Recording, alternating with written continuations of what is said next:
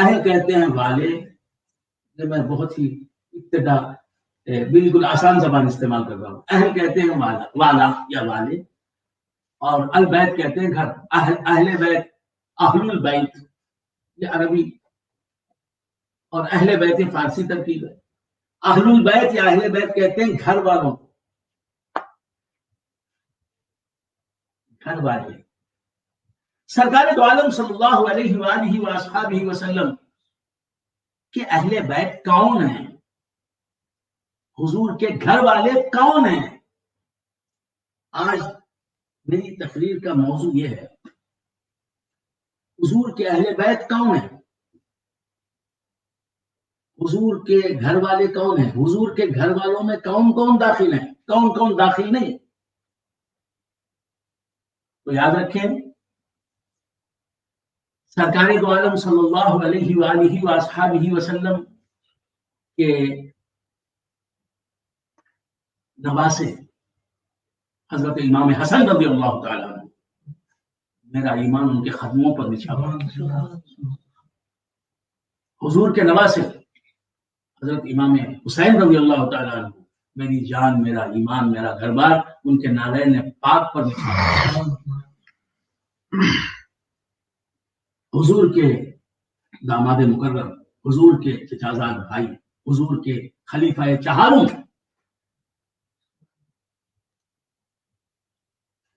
حضور کے خلیفہ، حضور کے نائب، مولائے کائنات، من کنت مولاہ فعلی مولا، سبحان اللہ، شان والے، شیر خدا، مشکل کشا، خیبر شکن. یہی اہل بیت نہیں. بات سمجھ میں آ رہی؟ قرآن صرف حضرت علی کو، حضرت فاطمۃ الزہرا رضی اللہ تعالیٰ عنہ کو، حضرت امام حسن کو، حضرت امام حسین کو ہی حضور کے اہل بیت نہیں بتاتا. حضرت فاطمہ بھی بلا شبہ اہل بیت میں داخل ہے، حضور کے گھر والوں میں داخل ہے. حضرت علی بھی بلا شبہ حضور کے اہل بیت میں داخل ہے. یہ ہمارا ایمان ہے، ایمان رہے گا انشاءاللہ، آخری سانس تک ایمان رہے گا انشاءاللہ. امام حسن، امام حسین یہی اہل بیت نہیں ہے. سبحان اللہ، یہ بھی اہل بیت ہے، سبحان یہی اللہ. اہل بیت نہیں ہے. امام حسن، امام حسین، بی بی فاطمۃ الزہرا رضی اللہ تعالیٰ عنہ، اور حضرت علی یہی حضور کے گھر والے نہیں ہیں. حضور کے گھر والوں میں حضور کے ازواج بھی داخل ہیں. سبحان اللہ، سبحان اللہ. قرآن کی آیت سبحان اللہ کہہ رہی ہے، یرید اللہ لیذہب عنکم الرجس اہل البیت ویطہرکم تطہیرا. انما یرید اللہ لیذہب عنکم الرجس اہل البیت. بے شک اللہ تو یہی چاہتا ہے کہ تم سے ہر طرح کی ناپاکی، ہر طرح کی گندگی، ہر طرح کی کمزوری، ہر طرح کی برائی، ہر طرح کا عیب اے نبی کے گھر والوں لے جائے. وَيُطَهِّرَكُمْ تَطْهِيرًا، اور تمہیں اچھی طرح پاک کر دے. پاک کرنے کے طریقے سے پاک کر دے، لاجواب پاک کرنا سبحان اللہ، سبحان تمہارا ہو. تو بندگان خدا عرض کر رہا تھا کہ سرکار دو عالم صلی اللہ علیہ وآلہ وآصحابہ وسلم کی ازواج مطہرات. قرآن میں یہ جو آیت ہے، انما یرید اللہ لیذہب عنکم الرجس اہل البیت ویطہرکم تطہیرا، یہ بے شک اللہ تبارک و تعالیٰ اے نبی کے گھر والوں تم سے ہر ناپاکی کو دور کرنا چاہتا ہے اور تمہیں پاک رکھنے کے طریقے سے پاک رکھنا چاہتا ہے. یہ جو آیت ہے، یہ آیت اس آیت سے پہلے ایک آیت ہے، بہت غور سے سنیں. اس آیت سے پہلے ایک آیت ہے، اس آیت میں اللہ تبارک و تعالیٰ نے صرف نبی کے ازواج کو مخاطب کیا. وہ کیا آیت ہے؟ انما یا نساء النبی یا نساء نبی کی، ہے نبی کی بیویوں، لستن کاحد من النساء، تم دوسری عورتوں کی طرح نہیں، اور عورتوں کی طرح نہیں۔ معلوم یہ ہوا کہ یہاں ازواج مطہرات کو اہل بیت کہا گیا ہے، تو صرف حضور کی شہزادی کونین، حضور کے دونوں نواسے امام حسن اور امام حسین، اور حضور کے داماد مکرم، حضور کے چچازاد بھائی، حضور کے خلیفہ چہارم مولا علی ہی حضور کے گھر والے نہیں ہیں، حضور کی بیویاں بھی گھر والے اہل بیت میں داخل ہیں۔ ایک جگہ اللہ تبارک و تعالیٰ نے قرآن میں ارشاد فرمایا کہ فرشتوں نے کہا، کیا کہا؟ جب وہ ابراہیم علیہ السلام کے گھر میں آئے، 3 فرشتے نوجوانوں کی شکل میں، انسانوں کی شکل میں، نوجوانوں کی شکل میں حضرت ابراہیم علیہ السلام کی بارگاہ میں آئے۔ حضرت ابراہیم علیہ السلام نے انہیں انسان سمجھا۔ آخر کار حضرت ابراہیم علیہ السلام کو انہوں نے بتا دیا کہ ہم انسانی روپ میں آئے، انسانی بھیس میں آئے، انسانی لباس میں آئے، شکل انسانی میں آئے، لیکن ہم انسان نہیں ہیں، ہم حقیقت میں فرشتے ہیں، مانور گھر ہیں، تو فرشتے ہیں، اینجلس ہیں۔ وہ فرشتے آئے، انہوں نے حضرت ابراہیم علیہ السلام کی زوجہ،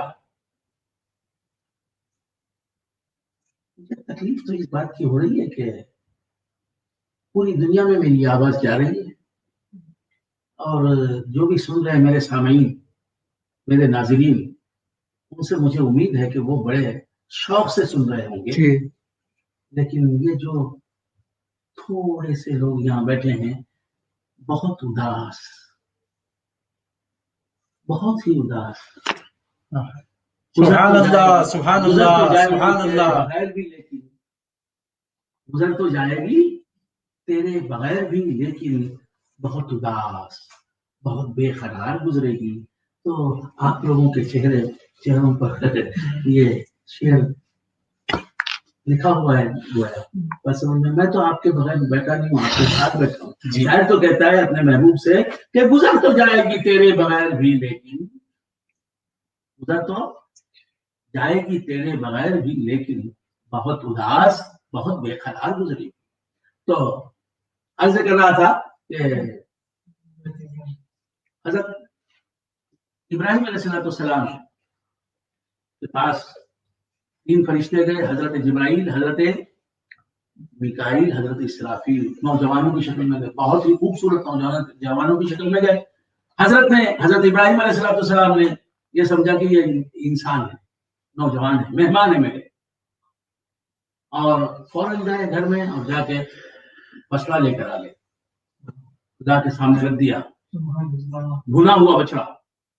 وہ ان کے ہاتھ نہیں پڑے بچڑے کی طرف، کیونکہ وہ فرشتے تھے، بس سمجھ میں انسان نہیں تھے، کھایا نہیں بچڑا۔ تو حضرت ابراہیم علیہ السلام گھبرا گئے کہ کہیں یہ دشمن تو نہیں میرا کھانا قبول نہیں کر رہے ہیں۔ تو انہوں نے بتا دیا کہ آپ مت گھبرائیں، ہم آپ کے دشمن نہیں، ہم فرشتے ہیں، لہذا ہم کھاتے کچھ نہیں۔ بس سمجھ میں آ رہی ہے؟ تو اب ڈر چلا گیا، اور اس کے بعد کہا کہ ہم آپ کے پاس آئے ہیں آپ کو ایک بیٹے کی خوشخبری دینے کے لیے، آپ کو ایک بیٹا پیدا ہوگا۔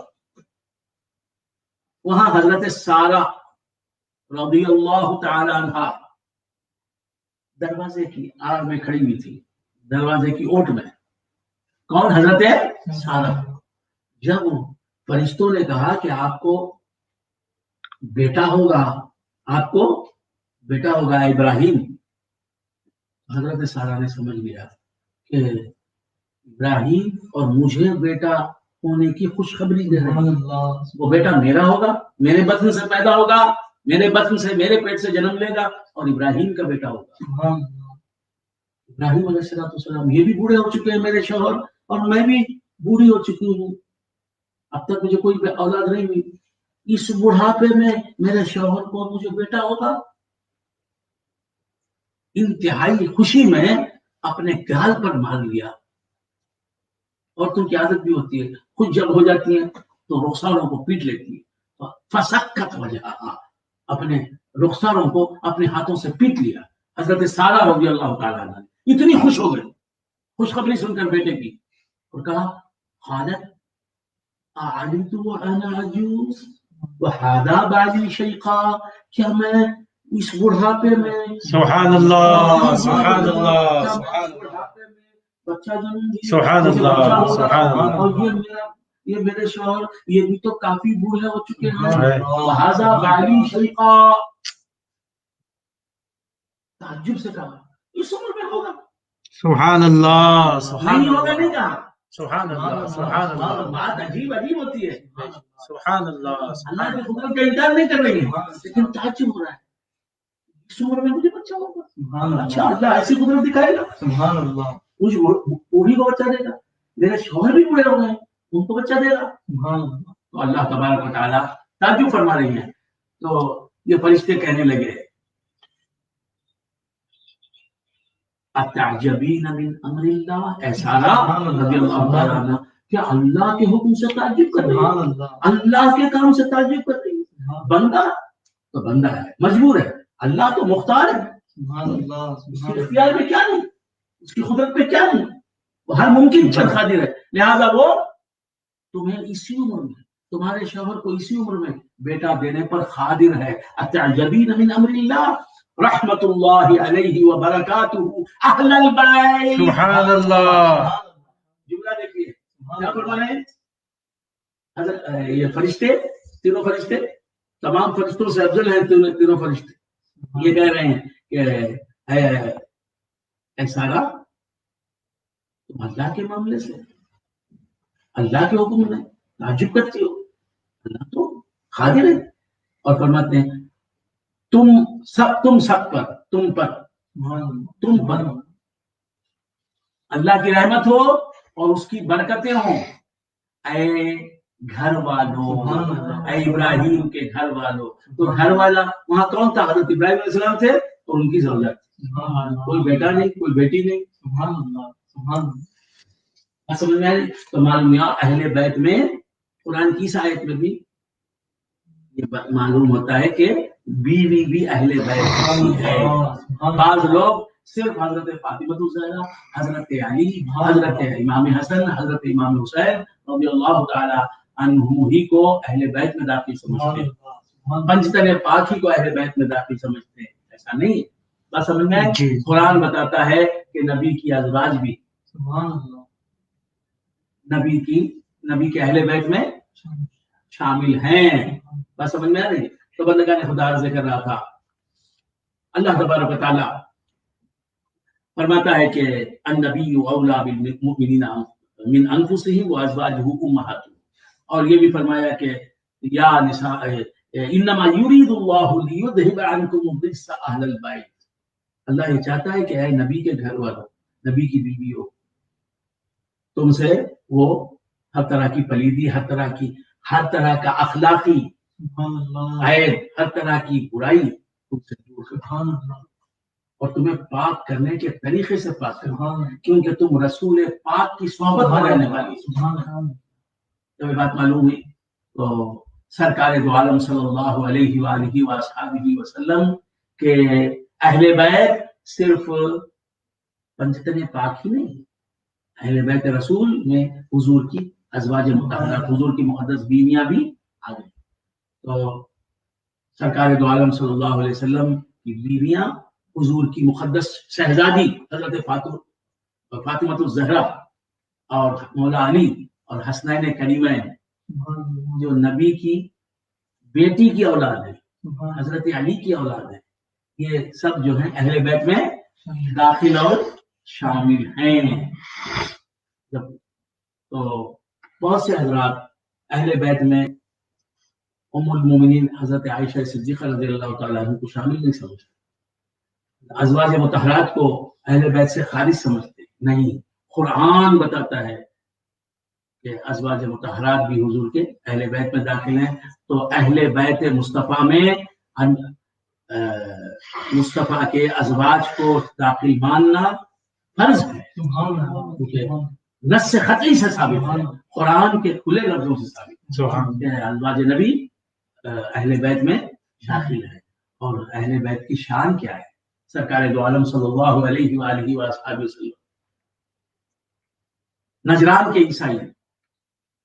کے عیسائی مقابلے پر آئے سرکار دو عالم صلی اللہ علیہ وآلہ وسلم. تو اللہ تبارک و تعالیٰ کے حکم سے سرکار دو عالم صلی اللہ علیہ وسلم نے ان عیسائیوں سے کہا فَقُلْ تَعَالَوْا نَدْعُ أَبْنَاءَنَا وَأَبْنَاءَكُمْ وَنِسَاءَنَا وَنِسَاءَكُمْ وَأَنفُسَنَا ثُمَّ نَبْتَهِلْ فَنَجْعَلْ لَعْنَةَ اللَّهِ عَلَى الْقَوْمِ الْكَافِرِينَ. اے عیسائیوں، تم اگر ہماری بات نہیں مانتے تو آ جاؤ فلاں تاریخ میں، فلاں دن، فلاں وقت میں، فلاں جگہ آ جاؤ. تم اپنے بیٹوں کو لاؤ. بہت غور سے سنیں، تقریر ختم کر رہا ہوں. تم اپنے بیٹوں کو لاؤ اے عیسائیوں، ہم اپنے بیٹوں کو لاتے ہیں. تم اپنی عورتوں کو لاؤ، ہم اپنی عورتوں کو لاتے ہیں. تم خود آ جاؤ، ہم خود آتے ہیں. تو جب وہ مقررہ وقت آ گیا تو سرکار دو عالم صلی اللہ علیہ، جب وہ مقررہ وقت قریب آ گیا تو سرکار دو عالم صلی اللہ علیہ وآلہ وسلم نے حضرت علی سے کہا کہ حضرت علی چلو. حضرت فاطمہ الزہرا رضی اللہ تعالی عنہا کو بھی ساتھ لے لیا. حسنین کریمین امام حسن اور امام حسین کو ساتھ لے لیا. حضرت علی کرم اللہ وجہہ حضرت فاطمہ الزہرا رضی اللہ تعالی عنہا سے کہا کہ بیٹی تم پیچھے رہو، میری پشت پر رہو.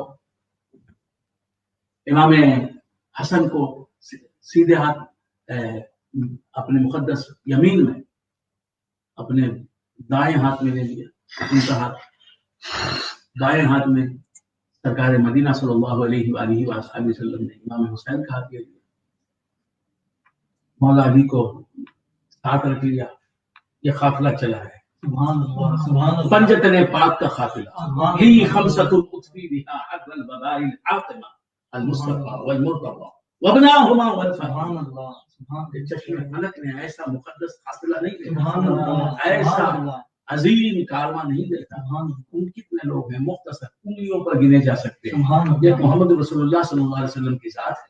ایک ان کی شہزادی، ان کی مقدس بیٹی ہے، اسے فاطمہ الزہرا کہتے ہیں. اسے دنیا مانتی ہے کہ وہ جنتی عورتوں کی سردار ہوگی. اور حضور کے دو نواسے ہیں، حسنین کریمین اور حضرت علی کرم اللہ وجہہ. تو یہ قافلہ حضور گھر سے نکلے، میدان میں پہنچے، اور ادھر عیسائیوں کا قافلہ آ گیا. وہ جو ان کا بڑا تھا پوپ، وہ بھی آ گیا اپنے لوگوں کو ساتھ لے کر. اور حضور نے کہا تھا کہ ندعو ابنانا، ہم اپنے بیٹوں کو لاتے ہیں، بیٹوں کو لے کے آئیں گے، میدان میں بلا لیں گے، بیٹوں کو اپنے ساتھ رکھیں گے. تو یہ بیٹے کون ہیں؟ دو حسنین کریمین.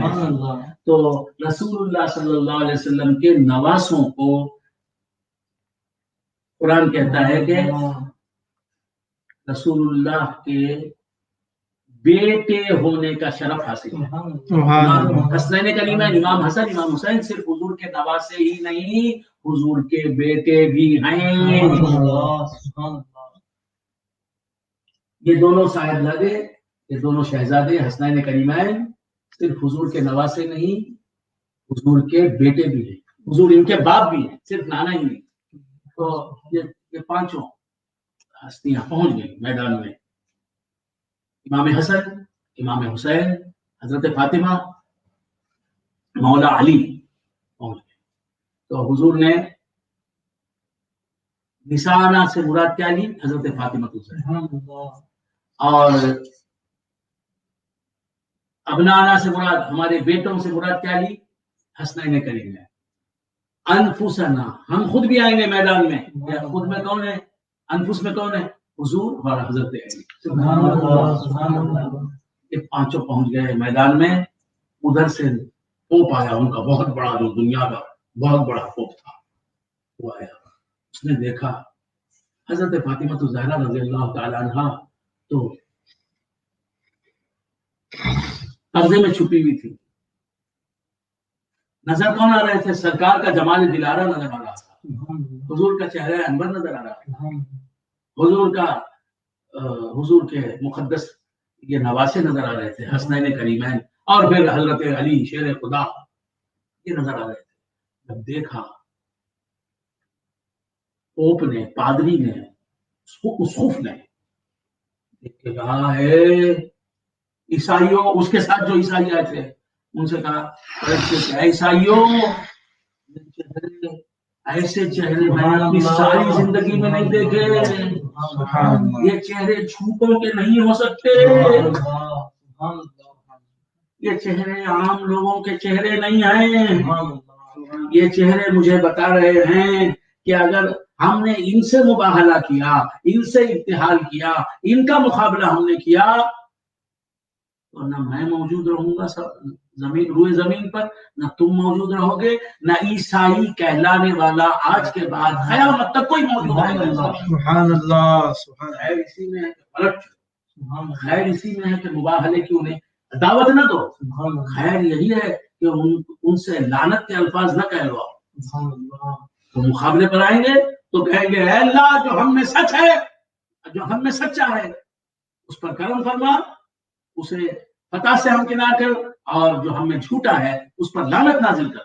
اگر ان کے جملے، ان کی زبان سے یہ الفاظ نکل گئے تو قیامت تک عیسائیت کا نام بھی باقی ہے. تو مباہلہ کیا ہوتا؟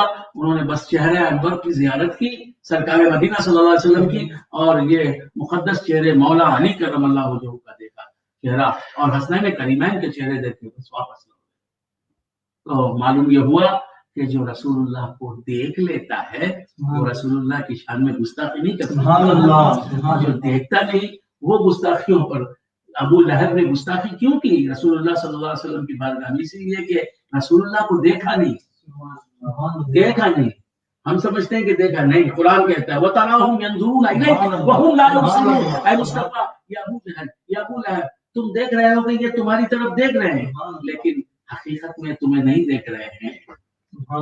وہ تو ایک بشر کو دیکھ رہے ہیں، ایک اپنے جیسا انسان سمجھ کے تمہیں دیکھ رہے ہیں. تمہیں دیکھنے والی نظر تو صدیق کے حصے میں آئی ہے، فاروق اعظم کے حصے میں آئی ہے. اللہ تبارک و تعالیٰ ہمیں اہل بیت کرام کی تعظیم کرنے والوں میں شامل فرمائے.